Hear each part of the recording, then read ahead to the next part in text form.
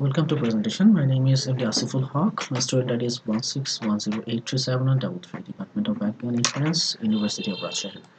Today, my presentation topic is theories and determinants of voluntary disclosure. At first, we have to know what is disclosure.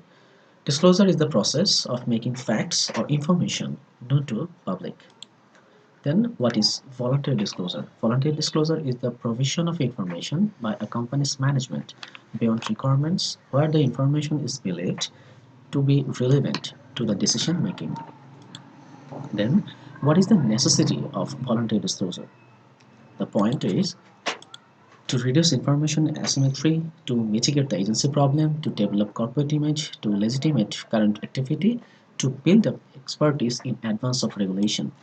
Then theories explaining voluntary disclosure practices. The point are agency theory, signaling theory, capital need theory, and legitimacy theory. And then